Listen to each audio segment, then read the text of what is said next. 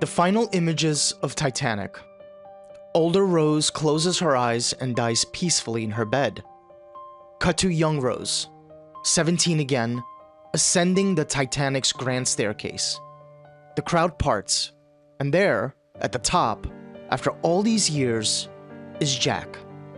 They embrace, the music swells, the credits roll.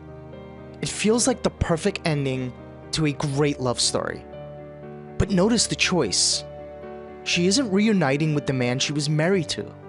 Instead, she reunites with the boy she spent 72 hours with 84 years ago.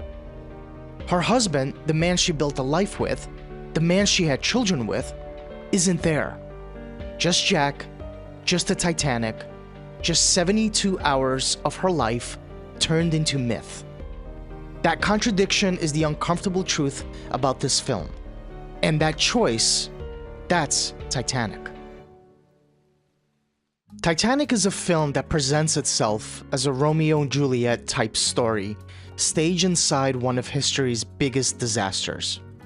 Rose DeWitt Bukater is a 17-year-old traveling first class engaged to Cal Hockley, an older man chosen for her in order to preserve her family's status.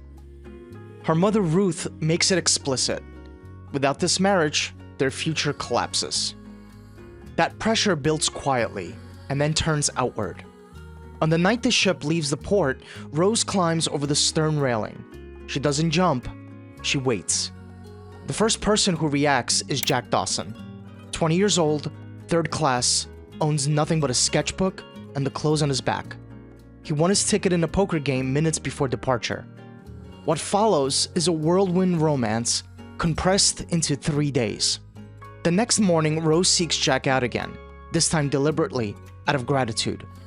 During their exchange, she notices his sketchbook. Not caricatures, not fantasy, faces and bodies drawn with patience and beauty. This recalibrates how Rose sees him. Jack is no longer just a third-class passenger.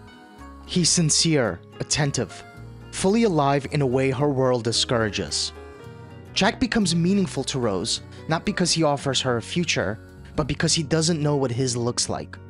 He treats the voyage as temporary because for him, everything is. They continue to spend time together. Rose invites Jack to dinner, he invites her to steerage. Their connection starts to blossom. Cal notices, he gives Rose a 56-carat diamond as a reminder of permanence and position. It doesn't work. To her, it's an anchor. Instead, Rose poses wearing only the diamond while Jack draws her. They make love in the cargo hold. Then, the inevitable. Iceberg, right ahead! The ship begins to sink, and the romance shifts instantly into survival. Rose is placed on a lifeboat, then jumps back onto the ship to stay with Jack. They navigate flooding corridors together. Jack guides her, protects her, puts her ahead of himself at every turn. When the ship goes down, Rose survives by clinging to debris. Jack stays in the water beside her until he freezes to death. Rose lives. This is the version the film gives us. And it works, because it's beautiful, because it feels earned, and because it arrives wrapped in memory, music, and romance. But turn off James Horner's score for a second. Look at the plot not as romantic fate, but as a series of choices. A different story appears. Her world has safety nets woven into every interaction. His world has trapdoors. We're not watching a love story, we're watching a memoir. And memoirs don't just remember, they justify. So let's say it plainly. Rose isn't the hero of this story. Instead, she functions as its narrative antagonist. She isn't intentionally malicious, but she is the force that consumes everything around her and rewrites it. An antagonist doesn't need malice. They just need to be the obstacle, the complication, the force that drives the tragedy forward. She creates crisis and escalates conflicts. She makes impulsive decisions that have real human costs, to say nothing of the fact that her actions can easily be categorized as selfish. What follows are the receipts. The selfish moments where Rose's choices create consequences that Jack absorbs. The pattern of privilege surviving, and then writing the story of why what happened happened.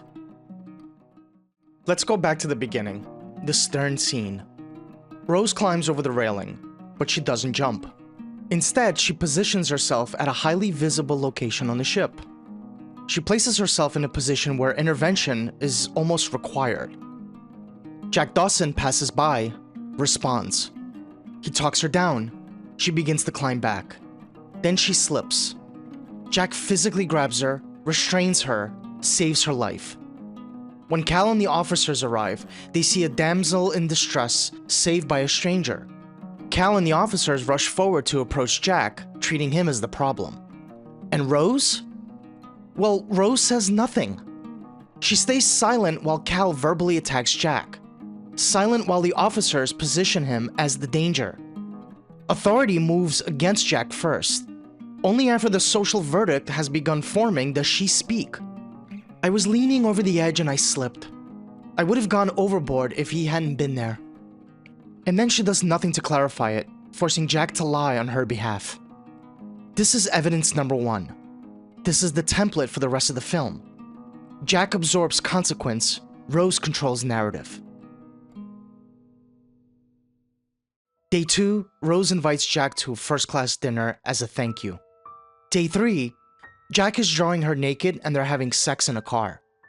72 hours from thank you to take off your clothes and draw me like one of your French girls. Gratitude becomes intimacy, becomes love, compressed by the sealed environment. The Titanic isn't just a ship, it's a pressure chamber. No exits, no delays, no time to think. And that entire time, Rose is still engaged to Cal. She's still wearing his ring, still sleeping in his suite, still attending dinners where her mother plans the wedding. She doesn't break the engagement. She doesn't tell Cal it's over. She just starts a second relationship on top of the first one. The film never asks us to reconcile that contradiction. It just moves faster. Cal senses this shift. He responds by giving her the heart of the ocean, a 56-carat diamond once worn by French royalty. A gesture to sober her up and bring her back to reality. Rose accepts it, wears it, then uses it as a prop in her affair. After the ship goes down, 1,500 people are in the water. Jack and Rose find floating debris. Rose climbs on, it holds her. Jack tries to climb on, but it tilts. Jack makes the call. There's not enough room. He slides back into the water. Jack reframes the situation as impossible. Rose accepts that framing. She never suggests alternating, never offers to take turns in the water so they can share the cold, never proposes a strategy where both might survive a little longer. Rose stays on the debris, cold but stable. Jack stays in the water, submerged and freezing. He makes Rose promise to survive, to go on, to live. She promises. He dies. His hand slips from hers, and he sinks. And then Rose does something revealing. She sees a lifeboat returning, and somehow she finds the strength to roll off the debris, swim through the freezing water, locate a dead officer, pry a whistle from his frozen lips, and blow it loud enough to be heard. She had the energy to swim, she had the strength to save herself, but only after Jack was already gone. Now let's talk about the heart of the ocean, the blue diamond, 56 carats worth hundreds of millions of dollars. After the sinking, Rose finds it in Cal's coat pocket, and she keeps it. For 48 years. Never tells anyone, not her husband, not her children, not her grandchildren.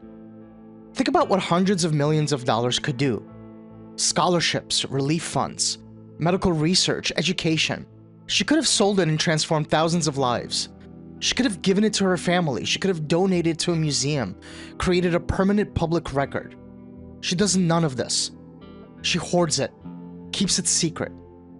And then, in 1996, after she finishes performing her story for Brock Lovett and his crew, after they've gone to bed emotionally destroyed, Rose walks alone to the stern of the Kildish. Night, ocean, no witnesses. She pulls the heart of the ocean from her pocket and drops it into the sea.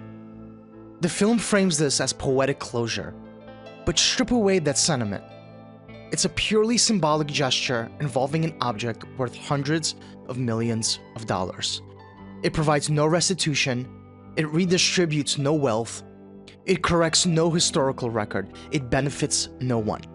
And it costs Rose absolutely nothing. She's 101 years old, she's lived a full, comfortable life, so she destroys it. It isn't that she throws away the diamond, it's that she never lets anyone else decide what it meant. And then, we return to where we started. The photographs on Rose's nightstand tell a story. Rose on a horse, Rose in a plane, Rose holding a fish, Rose on stage, Rose the adventurer. What's missing? No wedding portrait, no family photos with her grown children, no images of her husband. The nightstand is a museum dedicated to Rose, her adventures, her freedom. Her family barely exists. Rose dies. The film shows us her vision of eternity. The Titanic, restored. The grand staircase, glowing. The passengers and crew who died that night, all there, applauding as she ascends. And waiting for her at the top is Jack, 20 years old forever. She takes his hand, they kiss. Her husband, however, the man she married, who raised children with her, who loved her for decades, isn't there. Just Jack, just the Titanic, just 72 hours turned into legend. When Rose imagines eternity, she doesn't return to the life she lived, she returns to the life she curated. And so, Rose doesn't just survive the sinking of the Titanic. She authors what the tragedy means. She places herself in a crisis, while Jack absorbs the risk. She starts an affair while engaged, while Jack absorbs the consequences. Jack gets handcuffed and nearly killed because of her, and he still prioritizes saving her. The debris supports her. He stays in the water and freezes to death. She keeps the diamond worth hundreds of millions secret for 84 years, then destroys it. And when she does, her vision of heaven erases everyone she actually spent her life with. The heartbreaking paradox: Jack Dawson gives his life. Rose Dawson gives it meaning. In history, the film we watch, the story we tell, remembers the meaning. We forget the 20-year-old drifter who froze to death in the Atlantic. Instead, we immortalize the feeling he inspired in the woman who lived long enough to control his story. Titanic is a demonstration of how privilege survives and narrates. Rose functions as the narrative antagonist. She's not a villain, she's not evil, but she's a force that consumes everything around her and rewrites history into her own mythology. So is Titanic a love story? Yes. But it's also a story about what happens when the survivor becomes the author. The survivor writes the history. The dead become characters in the survivor's narrative. Rose doesn't just survive the sinking, she masters it. She takes the worst night of thousands of people's lives and builds a beautiful, tragic, perfect legend from its wreckage. She lives inside that legend for almost a century. She erases everyone who might complicate it. And when she finally dies, she doesn't return to the people she actually loved for 84 years. She returns to the moment her myth was born. Somewhere in the story are children who grew up not knowing their mother had a secret identity. Somewhere in the story is a 20-year-old kid who won a poker game, got on a ship, saved a rich girl's life, and froze to death in the Atlantic. In the end, she ascends her own grand staircase to applause from an audience she personally curated, having ensured through 84 years of silence and one final act of destruction that no other version will ever be heard. The final image is not a reunion, it's a premiere. Until next time, take care of yourselves.